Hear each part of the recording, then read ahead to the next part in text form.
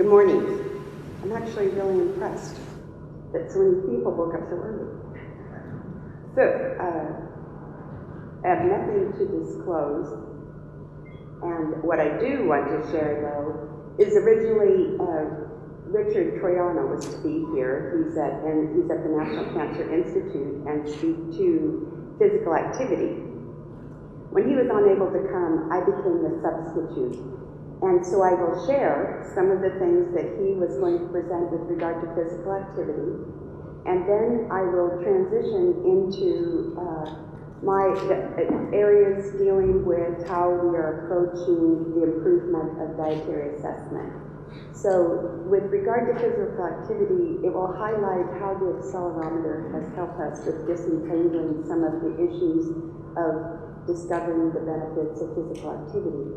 And then with regard to dietary assessment, I'll go through temporal dietary patterns, contextual information to enhance dietary assessment, and then finish with relevant methodological issues that hopefully will give you some insight as to what might be coming up in the future, as well as what is here now. So this is, in this table, the data comes from a paper showing a stronger relationship with devices measured on a variety of physical activity-related health outcomes. So this is NHANES data, and they're measures based on self-reported and accelerometer-based activity. And the objectively measured physical activity, you can see all the relationships were stronger with regard to these biomarkers of health. And after adjusting for confounders, these even became stronger. However, there still were some relationships with the self-reported, and then also they weren't as strong with regard to significance, but they were there. And so taken together, these findings suggest that self-reported and objectively measured physical activity may capture distinct aspects of physical activity that are associated with biomarkers of health, although objectively measured physical activity demonstrates significantly stronger associations. So the takeaway from this particular study, which was done at the bottom, the takeaway is self-reported gives you better measures of physical activity associated with biomarkers of health, and those relationships are stronger. But both self-reported and objective measures are useful with regard to examining physical activity, behavior, and health outcomes. Now, the next question was, do activity bouts matter? So does the fractionalization of daily physical activities, that's sporadic bouts versus bouts, does that impact the association with cardiometabolic risk factors? And again, this was done with NHANES. And as you can see, there was a cardiometabolic risk score, and that was comprised of waist circumference, non-high density lipoprotein, cholesterol, C-reactive protein, and systolic blood pressure. As illustrated in this figure, an equivalent number of minutes of sporadic, moderate to vigorous physical activity and bouts of moderate to vigorous activity had a comparable influence on the relative odds of a high cardiometabolic risk score. This was true irrespective of the 5-minute or the 10-minute bout threshold. So in conclusion here, the takeaway is moderate to vigorous physical activity is related to cardiometabolic risk factors with children and youth. And that is comparable whether the doses are sporadic or bouts. So the next area had to do with benefits that accrue if sedentary time is replaced by light activity. And this was also a concept that came up in the slides from Professor Gill. So accelerometer measured dose response for physical activity and sedentary time and mortality. And this now is using NHANES, but it's the mortality follow-up study.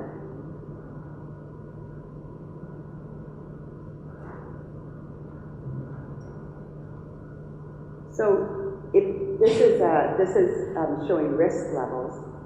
And so what you can see at the top, overall, replacing 1 hour of sedentary time with 1 hour of light intensity activity was associated with an 18% lower mortality. And replacement of that 1 hour of moderate to vigorous intensity activity was associated with a 42% lower risk of mortality. Now that was among the whole sample. Among the low active adults, replacing 1 hour of sedentary time with physical activity was associated with a 20% reduction, and replacing that with moderate to vigorous was a 63% lower risk. And the real takeaway with this is, whereas with health promotion efforts, we have mostly focused on moderate to vigorous activity, but what we saw was increasing light intensity and reducing sedentary time, really focusing on that, just as Professor Gill had said, are also important, especially for inactive adults. So now segueing into some areas that we're looking at with doing better with dietary assessment. And this section is called temporal dietary patterns. So there may indeed be associations of diet to time, amount of food consumed, dietary quality.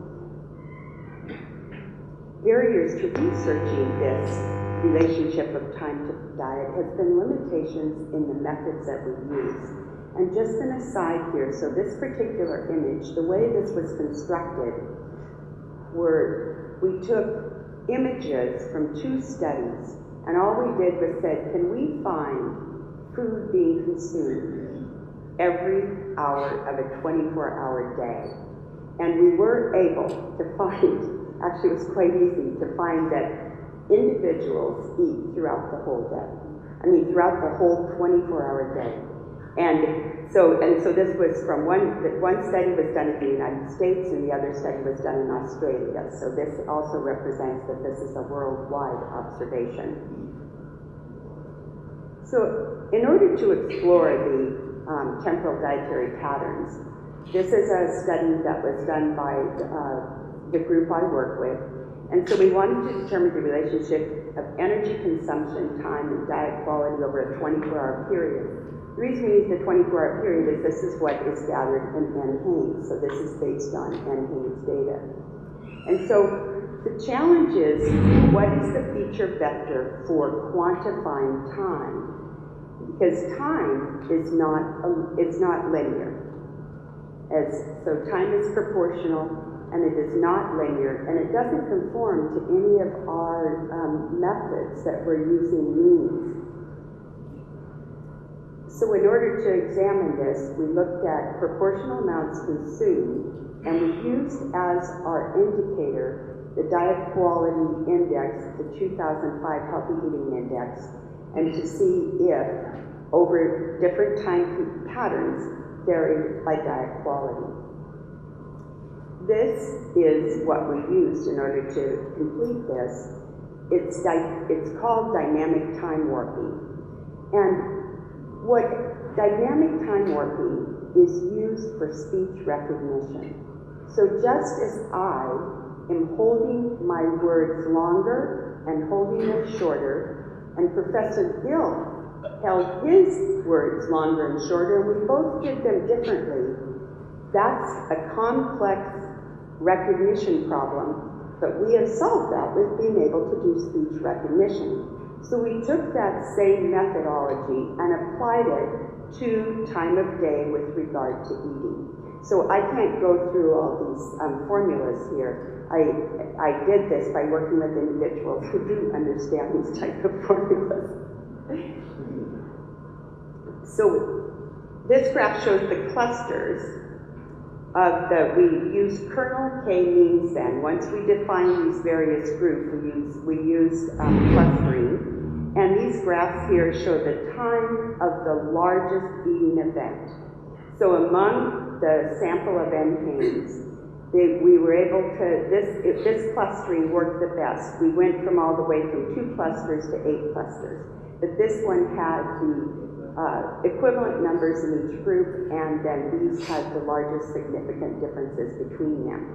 And this represents, again, this is the time of the largest eating event in the day. And so you can see how it varies by some, their largest eating events, that red line goes across, they're sort of peak at the same time, but the others have distinct times.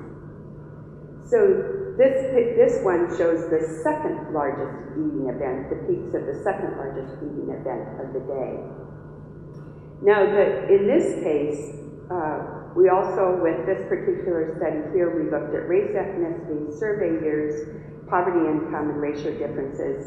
And with regard to temporal dietary patterns, race, ethnicity, poverty, income, and age were the only ones that had made a difference with regard to the results.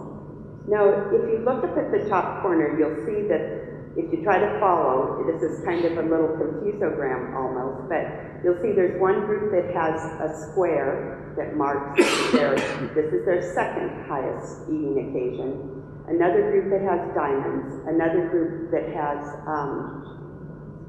also, with diamonds are larger and the diamonds are smaller, and then another group that has a pyramid. So if you examine those a bit, you might in your mind think which group had the highest diet quality. So if you guessed it as this, so the C1 group, which is this group that has their smaller, large amounts, and they're more equally distributed across the day, had the highest diet quality than any of the other groups that either had high eating occasions at the far end of the day, the middle of the day, or the end of the day. And then I'll point out to you the one group, so this lowest group, C4, you can see that the highest meal of the day was this would be 0, this would be midnight, right here. And that was this particular group, even though they had other peaks, had the lowest diet quality. So the takeaway here is that temporal dietary pattern does exhibit proportionally similar energy consumption throughout a 24-hour day. Those individuals had the best quality diet in this particular sample of N. Haynes. And temporal dietary patterns can be used to identify differences in diet quality and enhance understanding of the complicated interplay of time and dietary intake. And use of pattern recognition techniques were found to be useful for identifying dietary patterns. So now going into how, that was showed how we can tap into dietary information, but now how can we better capture dietary information? And this one, I want to introduce you the idea of using contextual information to improve dietary assessment.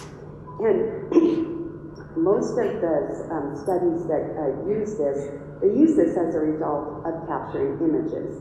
So using image as your primary capture. Now this isn't that you can't also collect contextual information when you use traditional methods, either the 24-hour dietary recall or a dietary record.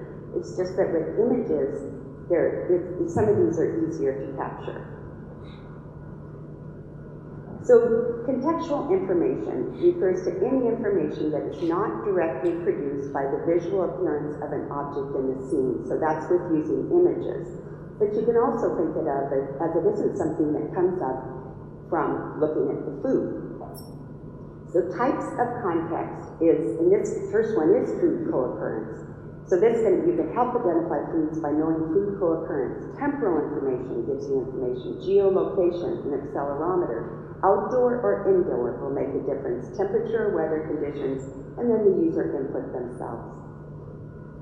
So to walk you through how food co-occurrence could make a difference or time of day, and I will walk you through this. This image is stylized in order to show you the concept of using contextual information to automatically identify food. And when I say automatically, I mean a back-end classifier working with these algorithms to identify the images in food.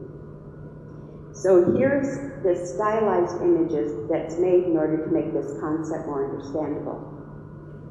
First, segmentation. And that you can see there are now lines around these, and that is done automatically. Now here is then identify the food. So if you can see then these have now been identified with blue labels. So this is identified as a Coke. This item here is identified as chicken. Now those of you some of you close might be able to recognize that's not chicken, but that's kind of the point of going through this exercise. And then this is identified as a sandwich, and this is identified as pepper sauce.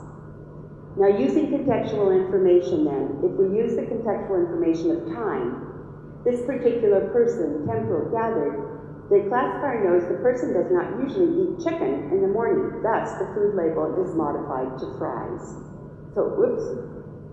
So that becomes fries now. Going from here to here, using food co-occurrence, if it's fries, the classifier would know, well, usually pepper sauce isn't done with fries, so this will now become ketchup. And then, the next step is using a personalized learning model, which has been informed by the person, the way they drink. They only drink Diet Coke, so now this Coke has been relabeled to Diet Coke. And actually the sandwich has been relabeled to fish sandwich because of knowing that this person usually selects fish sandwich. So oftentimes people say, how can you see the inside of things? You can't see the inside of things with automatic recognition, but you can start to develop personalized learning models that will allow you to know those things that sometimes you cannot see. So food co-occurrence pattern, another one would be peanut butter with bagels. Now for some people that might be that doesn't make sense, but there are some people that eat peanut butter with bagels, or eating sausage with pancakes. And food occurrence patterns can be explored the same way we explore other relationships, such as this heat map, which helped inform food co-occurrence patterns. And this personalized learning model then is the idea of following an individual, and in time you can identify repeated food co-occurrence patterns, temporal information as to when certain foods are eaten, and other can all be put into this model for helping to identify food. Geolocation is actually an excellent method, especially with the amount that people are dining away from home. Then you can use information from where they are dining. This here shows an actual program that identifies geolocation, and then it maps the location to the menu items from nearby restaurants. And then it uses that information in order to identify in the image what the food is that was ordered. So the takeaway here is that people often do not realize how their surrounding factors influence their food choices and amount of food consumed. This is an important behavioral concept that we use in counseling, but it's also an important concept with automatically identifying food. And contextual information can improve food recognition accuracy using computer vision techniques. So now, though, what I'm going to go into is, if we use images, how are the different approaches to using images? What can one use? And so there are different approaches, and this is kind of a broad stroke about the different approaches. But the biggest divisions are passive collection or active collection. So passive is a wearable camera or some device. These collect lots of data. A lot of data is collected. Users, if it's automated, do not need to be engaged. It should just go on its own. And you need to be able to detect the eating events after the images are collected. And the images can be used for other things, because you're collecting all sorts of information throughout the day. And indeed, someone might have one right now and collecting what's going on in this room. So that means there are also privacy issues. And then active capture is using something such as a mobile telephone. These are focused images. They've been taken specifically to capture the food. And users do need to be engaged, but it also provides contextual information, and it has better quality images. So to put this into perspective, I'll show you how these might occur. Passive approach would collect approximately one image every 5 seconds. That translates to 400,000 images per day, and most are not related to food. The active approach, 6 to 12 images per day. And those are likely before and after images, where indeed the passive approach would have gotten the before, as well as the after. This is what a passive approach looks like. These are images that time has elapsed over 24 minutes. This is the active approach, time elapsed 24 hours. And so this shows the before images here, and then what I didn't show, what I don't have on here, is there would be companion after images. But you can see the difference in the quality of the images, which plays a role in image identification. So one evocation, passive, this is 35 images from approximately 180 images over a 15-minute eating occasion. Then those images can be compiled in order to identify the activity, what comprises the meal. Yet on the other one, this is an active image before and after. So all of these methods of being able to combine mobile phone, passive data collection, have been outlined in a paper that's in the Proceedings of Nutrition Science. And you can see then it's a lot of trees. There's a lot of paths that can be taken with technology now and being able to collect diet, of combining active capture, passive capture, as well as writing. The idea is eventually for us to be able to actually measure the total, have a more composite measure of dietary patterns, dynamism, geolocation, physical activity, and put that together to define various exposures that people experience throughout the day. And so I want to thank my colleagues and also Rick Troiano for not being able to come so I could come to this meeting. Thank you very much.